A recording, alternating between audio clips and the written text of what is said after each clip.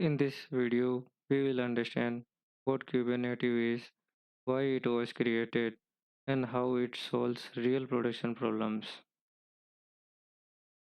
Imagine launching an application, everything looks fine, but suddenly user increases, traffic spikes, and parts of your system start crashing. In today's world of cloud and microservices, this happens often. Engineers scramble to fix it. Before Kubernetes, application usually ran on individual physical servers. If an one application consumed too many resources or failed, the blast radius affected everything on the server. Scaling required manually effort and deployment were risky. Docker changed everything. Containers like Kubernetes, Dockers changed how applications are built and shipped. They made application portable, lightweight, and consistent. But production suddenly meant hundreds of containers, introducing a new question: who coordinates them? Why Kubernetes exists? Modern systems need auto-scaling, fault recovery, zero downtime deployment, and consistent environments.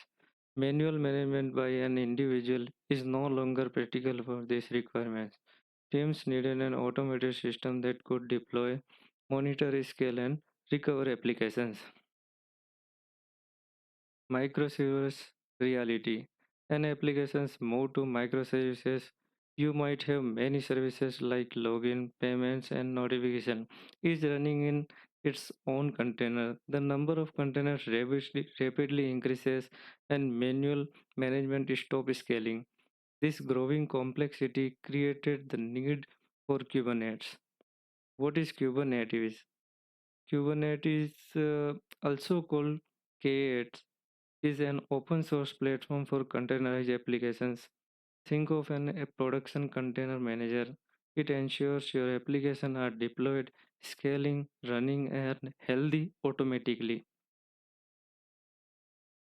In Kubernetes, you declare the desired state of your application. Kubernetes continuously reconcile and compare this desired state with the actual state, taking action to fix any difference. If one component fails, it restarts automatically. This is known as self-healing. Kubernetes is made up of several important components, including pods, which are the smallest execution unit. When traffic increases, Kubernetes automatically adds more pods or replicas. The load is spread across them, ensuring the app stays responsive. Platforms like Netflix, Google, and Amazon really on this rely on this to handle massive traffic. While it brings great benefits, Kubernetes also has real complexity and can be skipped for small or low traffic app. However, for automating reliability at scale, it is essential. It allows team to focus on building application while Kubernetes handles the rest.